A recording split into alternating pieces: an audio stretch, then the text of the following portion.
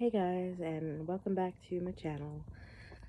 So, for those of you who are new here, my name is Lori. I am the Frugal Mom, and if you like content that focuses around frugal living, being a mom, dealing with some chronic health issues, gratitude, everyday life, then please hit like and subscribe. I appreciate you. So, I just thought I would hop on and say hi. I'm in the living room. It's about 1:15 in the morning on January 9th. I haven't been feeling well for the past couple weeks. I went to the doctor the other day. I have bronchitis, so I've been very achy and feverish and kind of just dealing with life. Yeah, I'm on an antibiotic and it's kind of messing with my stomach. That's okay though. I got up today after sleeping most of the day, and I took a nice hot shower around 10:30. I had something to eat so I could take my meds. So that's how my day has been. It just seems like all the sicknesses that are around are lingering. But right now what I'm doing is I'm just sitting in the living room enjoying my Christmas tree. For the last couple of days it'll be up. I know it's time to start de-Christmasing. I usually like to wait until Little Christmas passes, which is on the 7th. So that's happened. And my daughter's 18th birthday is in, oh gosh, 7-8 days. So I really like to get it all down before then and do a good dust. I just wish I had more energy. But I guess it's what happens when your body's fighting an infection. That's okay. I have to give myself grace, right? I've still been, doing a fair amount of cooking and, just laundry and little things like that around the house. So I just thought that I would pop on and say hello. I am all cuddled up with my blankie, on a heating blankie. Oh, some of my kitties are around. Oh, sorry guys, I don't know how I could be so tired because I've been sleeping so much today. But I guess that's the best way to heal myself, is just allow myself to rest and give myself grace, like I said.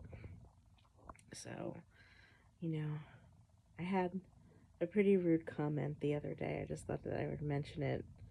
Somebody said that my channel wasn't any different than most of the other ones out there concerning, I guess, my subject matter. Well, yeah, I know that. I know that. But the way that I look at it is we can all kind of be like a frugal community, and everybody's got a slightly different take on things. And I might have an idea that one of the other channels didn't, and vice versa, right? So, we can all share our ideas and help each other out and be kind and friendly towards one another. And I really don't see what the big deal is. Then they also said that they don't like my, I guess, my small picture. I guess when I turn my phone a certain way, uh, you don't get the full video. But you know what? I've explained. I am just learning how to edit, and I'm taking videos on my phone. And that's all I got. A lot of other people do the same. I'm just being me. That's all I have to offer. If you don't want to subscribe, you don't have to. But if you do and you have already, I love you and I appreciate you. I would like to be monetized someday, but it's not the end all be all of my existence, you know? So, I'm just gonna keep doing what I do, being myself, and sharing my very real life with you guys. Um, I know that that's content that I enjoy, and shout out to a couple of my favorite YouTubers. Candance Brewer, love her, and Crazy Adventures with Coco, that's her daughter. I know her husband, Mitchell Brewer, has a channel too. I haven't really checked him out. Um, and who else? Mama to All Homestead. Miss Amber, she is awesome. She has great ideas and she's very down to earth and she just talks about life. Lava Lindy, she is a 77-year-old van lifer. She is awesome and inspiring, and she's the reason that I decided to do this. Although I don't live in a van, I live in what she calls sticks and bricks. She has so much practical life advice that has nothing to do with living in a van as well as living in a van. And she's very resourceful and she's just lovely.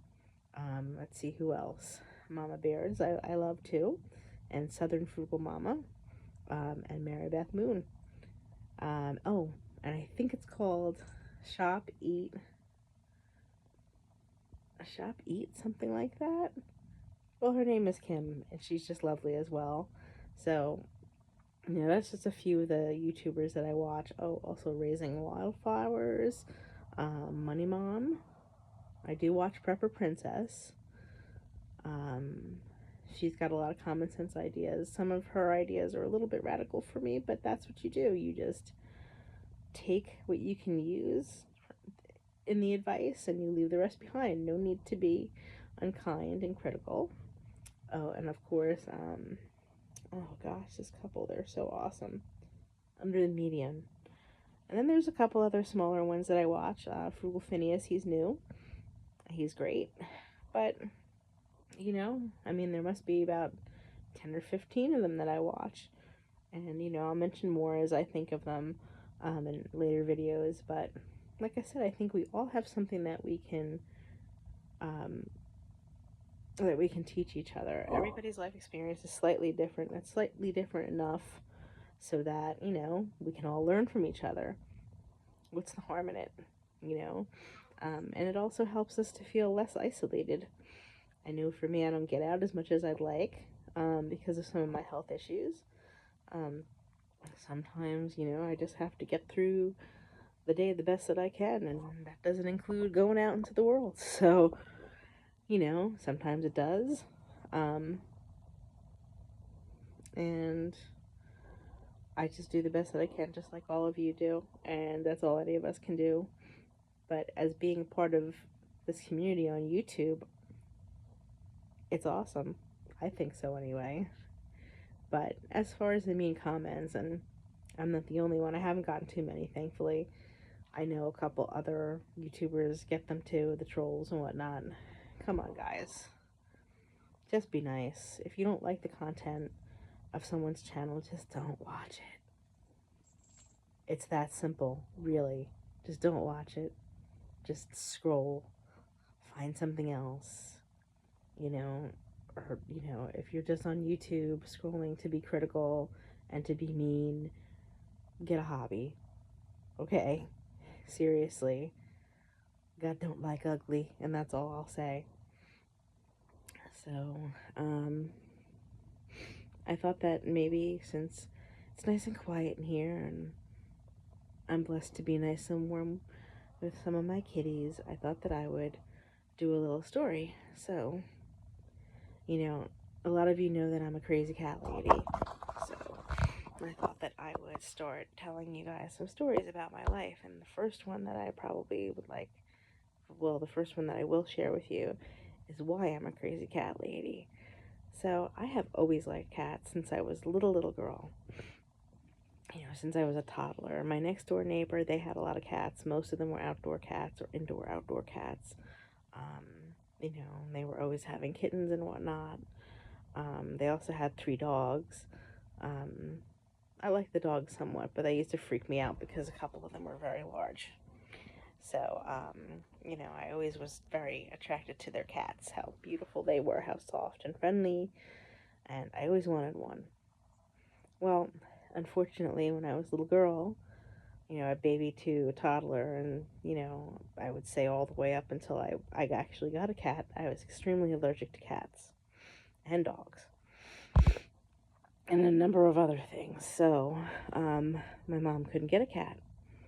When I was a toddler and we moved into our house, my mom and dad got a dog that we called Spanky from the Humane Society. It just didn't work out, and we had to rehome him. He was a little crazy. I still remember him, though. He ripped up my father's garden, and he would basically rip up everything else, and he was just a little hyper. Cute dog, though. So,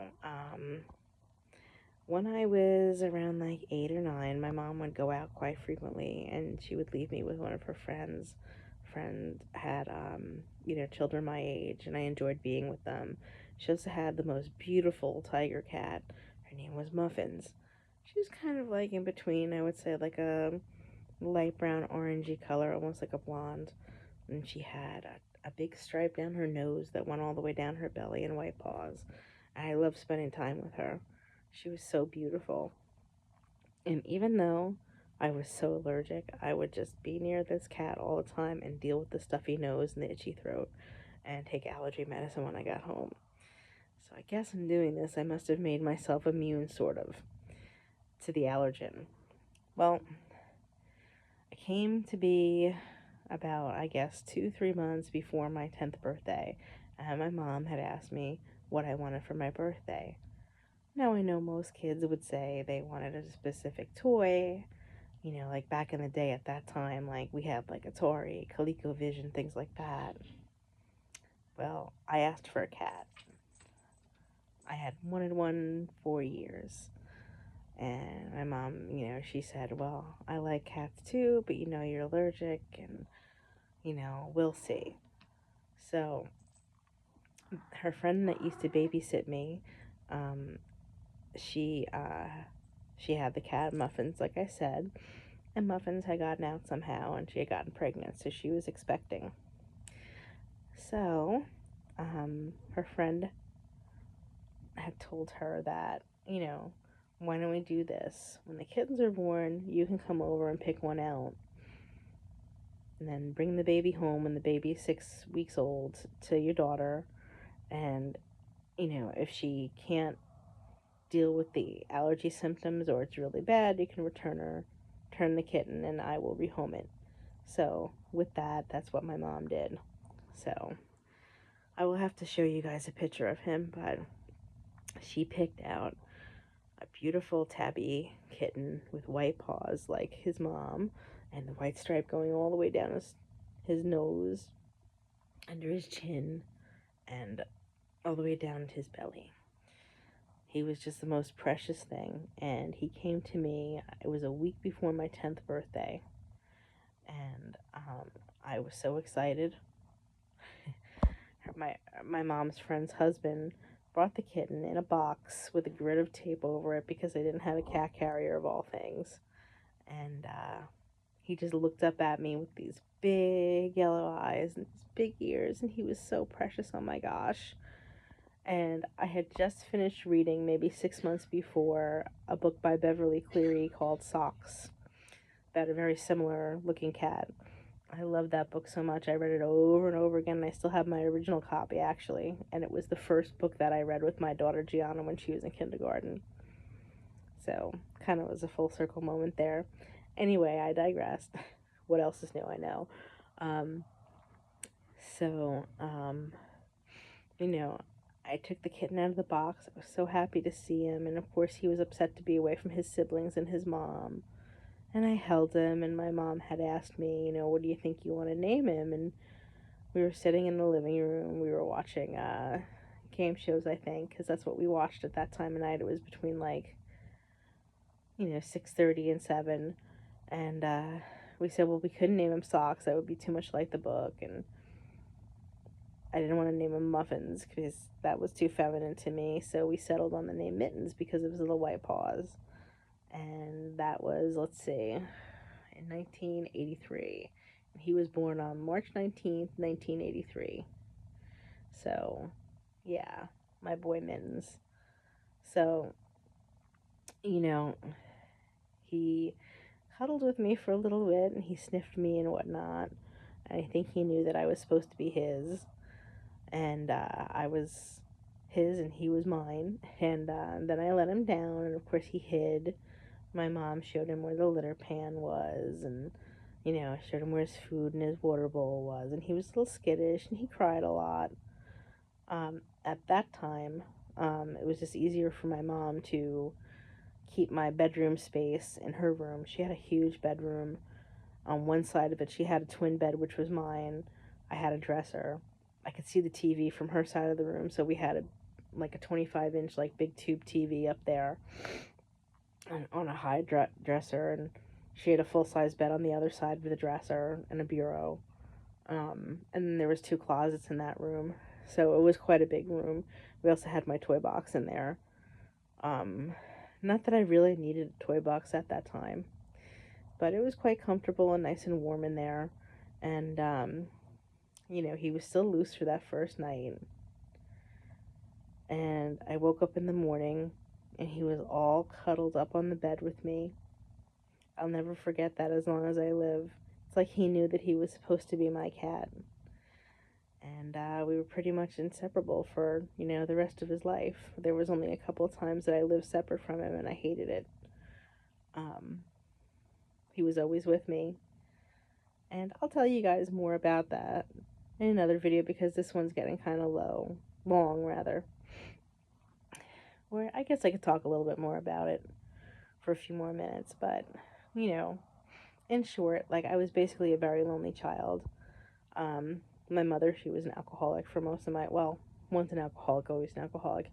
She was an active alcoholic, I should say, for most of my childhood.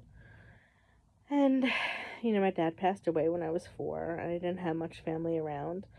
And, growing up that way, it's not that my mom meant to be neglectful at times. It's just that she didn't really have the bandwidth to stay on top of things. She wouldn't let me shower, bathe by myself.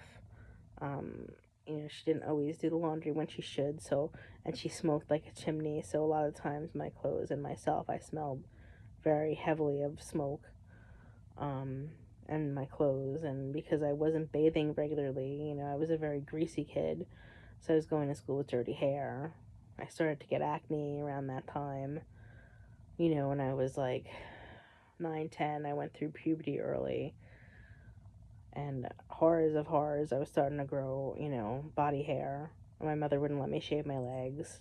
I don't know why. I know that she was older, much older than most of the other moms of my contemporaries, and she had a lot of old-fashioned beliefs.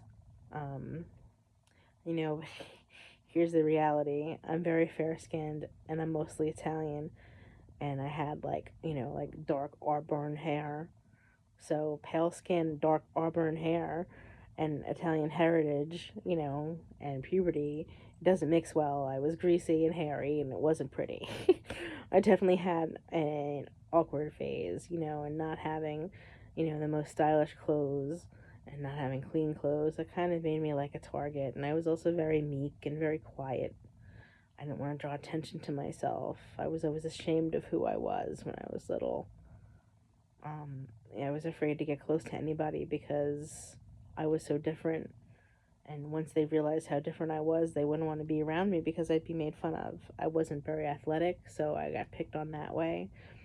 I wasn't what most people considered very smart. I didn't do a lot of activities because my mom either couldn't afford it or she couldn't get me there. She didn't drive.